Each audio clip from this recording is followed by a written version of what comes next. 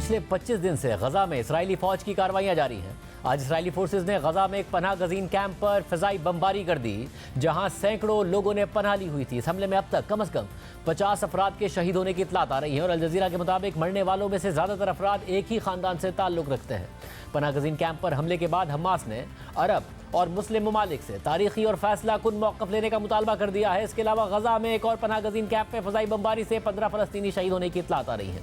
अक़वाम मुत्तहिदा समेत दुनिया भर से इसराइल पर जंगबंदी के लिए दबाव बढ़ रहा है, लेकिन इसराइल ने सीज़ फायर के तमाम मुतालबात को मुस्तरद कर दिया है और अपनी मुकम्मल फतह तक जंग जारी रखने का ऐलान कर दिया है और बज़ाहिर अमरीका को भी जवाब दे दिया है, जिससे लंबे अरसे तक ये जंग जारी रहने और मशरिक़ वस्ता में तनाव बरकरार रहने के इम्कानात बढ़ गए हैं। कल रात को इसराइली वज़ीर आज़म नेतन्याहू ने बैनुल-अक़वामी मीडिया से बात करते हुए कहा कि जिस तरह पर्ल हार्बर पर हमले और 9/11 के बाद अमेरिका सीज़ फायर के लिए राजी नहीं हुआ था, इसी तरह इसराइल भी हमास से जंगबंदी के लिए राजी नहीं होगा। इसराइल से सीज़ फायर का मुतालबा करना हमास के सामने सरेंडर करने का मुतालबा है और ऐसा नहीं होगा। नेतन्याहू ने इस प्रेस कॉन्फ्रेंस के दौरान ईरान पर भी तनकीद की और सीज़ फायर का मुतालबा करने वाले ममालिक को मुखातिब करते हुए कहा कि इसराइल की जंग आप सब की जंग है। अगर ईरान और उसका एक्सिस जीत गया तो उनका अगला हदफ आप होंगे। सिर्फ यही नहीं, इसराइली वज़ीर दिफा ने भी बयान दिया कि हमास के पास दो ऑप्शंस हैं, या तो जंग लड़ते लड़ते मर जाएं या बगैर किसी शर्त के हथियार डाल दें। इसराइल का ये रवैया वाज़ेह कर रहा है कि वो ये जंग उस वक्त तक जारी रखना चाहता है जब तक कि हमास का सफाया ना हो जाए, लेकिन हमास से जंग जीतने में इसराइल के लिए सबसे बड़ी रुकावट गजा में कई 100 किलोमीटर तक बिछा हुआ सुरंगों का नेटवर्क है, जो हमास ने कई सालों में इसराइल की ताकत को सामने रखकर बनाया है। इसलिए दुनिया इसराइल को ज़मीनी कार्रवाई से खबरदार कर रही है। ईरानी अफवाज के चीफ ऑफ स्टाफ के आज के बयान के मुताबिक मज़ाहिमती तंजीमों ने शुमाली गजा में सुरंगों का 400 किलोमीटर से भी ज़ायद का जाल बिछाया हुआ है, जिनमें से कुछ के अंदर से मोटरसाइकिल और गाड़ियां भी गुजर सकती हैं और कुछ सुरंगों का दूसरा सिरा इसराइल के अंदर तक चला जाता है। सिर्फ हमास और ईरान ही नहीं, बल्कि खुद अमरीकी और मगरबी मीडिया भी मुसलसल हमास के सुरंगों के नेटवर्क की पेचीदगी और मजबूत दिफाई हिकमत अमली को सामने ला रहा है। अमरीकी नशरियाती इदारे CNN ने सुरंगों से मुतालिक अंडरग्राउंड वॉरफेयर नामी किताब की मुसन्निफा डॉक्टर रिचमंड बराक की राय पर मबनी एक तफसीली आर्टिकल शाया किया है, जिसमें वो कहती हैं कि वियतनाम जंग के दौरान वियतनामी जंगजुओं ने अमरीकी अफवाज से छुपने और उनसे लड़ने के लिए सुरंगों का बहुत ज़्यादा इस्तेमाल किया था, जबकि पहली जंग अजीम में बरतानवी अफवाज ने जर्मन फोर्सेस के खिलाफ सुरंगों से ही बड़े बड़े हमले किए थे। 1917 में ऐसे ही एक हमले में 1000 जर्मन फौजी मारे गए थे।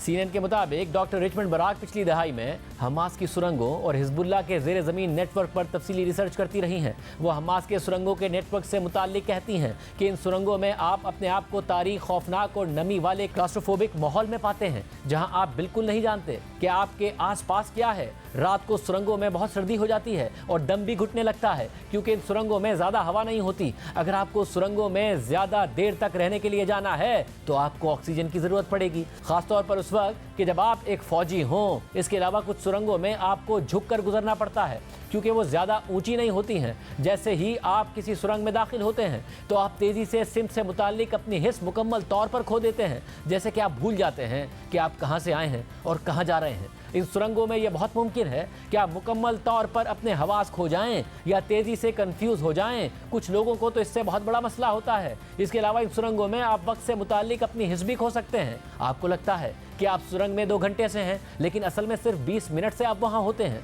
डॉक्टर रिचमंड बराक मजीद कहती हैं कि सुरंगों के अंदर रेडियो कम्युनिकेशन, सेलफोन्स और इस जैसे दीगर आलात काम नहीं करते। इसके मुज़म्मिरात खुद हमास पर भी पड़ते हैं और उसे सुरंगों में आपस में कम्युनिकेशन करने के लिए कोई तरीक़ा निकालने की ज़रूरत पड़ेगी। लेकिन दूसरी तरफ इसराइली फोर्सेस को भी इसके असरात भुगतना पड़ते हैं, क्योंकि अगर वो सुरंगों के अंदर चले जाते हैं तो वो कैसे आपस में राब्ता कायम रखेंगे, साथ ही वो सुरंगों से बाहर ज़मीन पर मौजूद अपनी फोर्सेस से कैसे बात करेंगे। इसके अलावा उन्होंने मजीद बताया कि सुरंगें खोदने में बहुत ज़्यादा वक्त और वसाइल खर्च होते हैं और इस दौरान आपको सुरंगों का मकाम भी खुफिया रखना पड़ता है। लिहाजा पॉइंट ये है कि इस काम में बहुत ज़्यादा सरमाया लगता है और जब आप इन सुरंगों के अंदर जाते हैं तो ये इन्वेस्टमेंट आपको एक ताकतवर अंदाज में हैरान कर देती है। हमास का सुरंगों का ये पेचीदा नेटवर्क है, जहां से वो अपने तमाम ऑपरेशंस चलाती है और इसमें इजराइल प्रूफ कम्युनिकेशन टेक्नोलॉजी नस्ब होने का दावा भी किया जाता है। यानी इसराइल को पता ही नहीं चल सकता कि सुरंगों के अंदर क्या प्लानिंग हो रही है।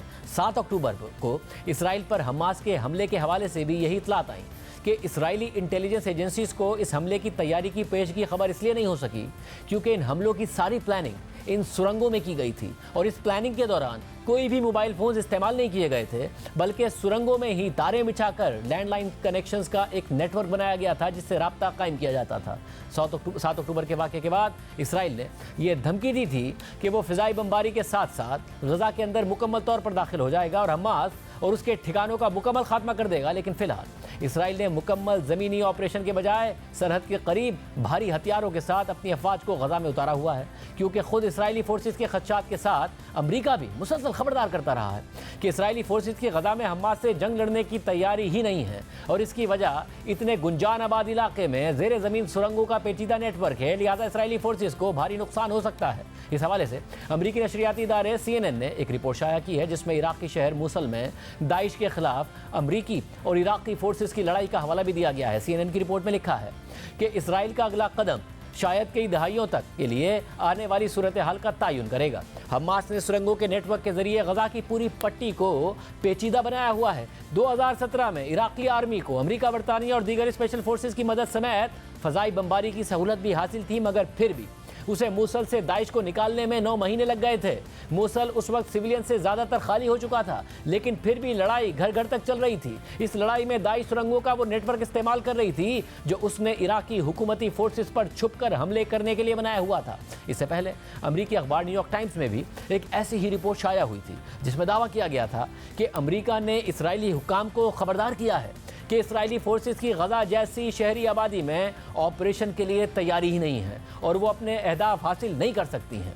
अमरीकी हुक्काम ने भी इस हवाले से इराकी शहर मूसल में दाइश के खिलाफ अपनी कार्रवाइयों की मिसाल दी थी।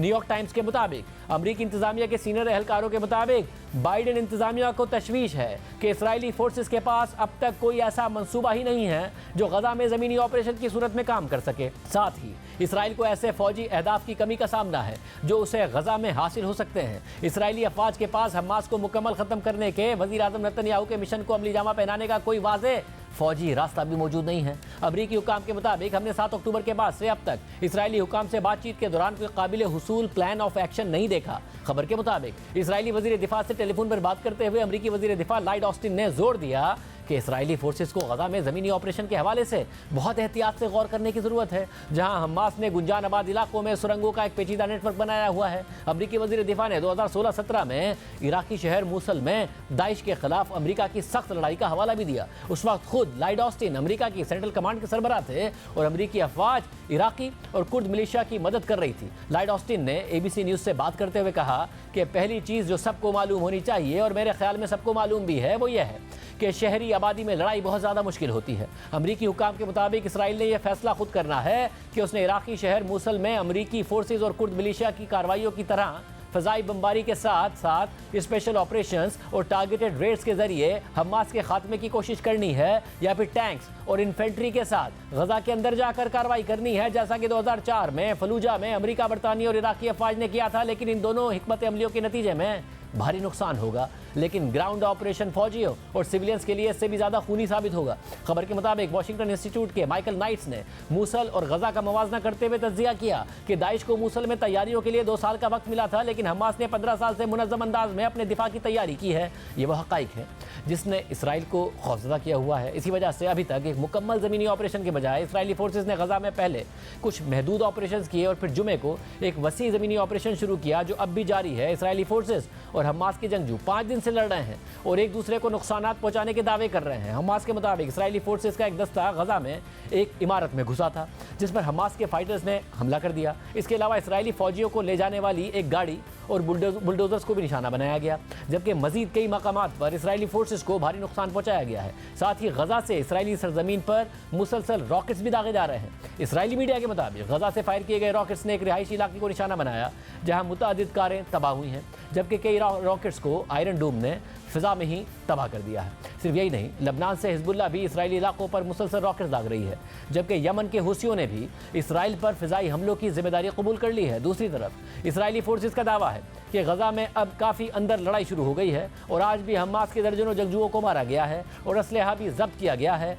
ज़मीनी अफवाज की निशानदही पर इसराइली एयरफोर्स हमास के ठिकानों को निशाना बना रही है, जबकि ज़मीनी ऑपरेशन में 2 इसराइली फौजी भी मारे गए हैं। वाज़ेह है कि तनाज़ा शिद्दत इख्तियार करता जा रहा है। इसराइल ने जंग बंदी के इम्कानात को रद्द कर दिया है और अपनी कार्रवाइयाँ मज़ीद तेज़ करता जा रहा है। 7 अक्टूबर के बाद से अब तक इसराइली बमबारी से 8,500 से ज़ायद फ़लस्तीनी शहीद हो गए हैं, जिनमें से 3,542 बच्चे हैं, जबकि हज़ारों बच्चे ज़ख्मी हैं और सैकड़ों अब भी लापता हैं, जिनके बारे में खदशा जाहिर किया जा रहा है कि वो मलबे के नीचे दब गए हैं। गज़ा में बच्चों से मुताल्लिक एक तारीखी अलमिया जन्म ले रहा है। आलमी इदारे तशवीश में मुब्तला हैं। यूनिसेफ ने गज़ा को बच्चों का कब्रिस्तान करार दिया है। यूनिसेफ के तर्जुमान ने जिनेवा में अक़वाम मुत्तहिदा की प्रेस ब्रीफिंग में बताया कि गज़ा में अब तक 3,500 बच्चे मारे गए हैं, कम से कम 940 बच्चे लापता हैं। गज़ा में बच्चे सिर्फ इसराइली बमबारी से ही नहीं मर रहे हैं, बल्कि तिब्बी सहूलियात की अदम दस्तियाबी से भी मर रहे हैं और डिहाइड्रेशन का खतरा भी बढ़ता जा रहा है। यूनिसेफ के तर्जुमान ने कहा कि गज़ा बच्चों का कब्रिस्तान बन चुका है, जबकि अक़वाम मुत्तहिदा के मुताबिक गज़ा में हर रोज़ 420 बच्चे मर रहे हैं या ज़ख्मी हो रहे हैं। खुद एक फ़लस्तीनी बच्ची ने दुनिया से सवाल किया है कि क्या फ़लस्तीनी बच्चे दुनिया के दूसरे बच्चों से कमतर हैं। आज के प्रोग्राम में इतना ही। इजाज़त दीजिए। अल्लाह हाफ़िज़।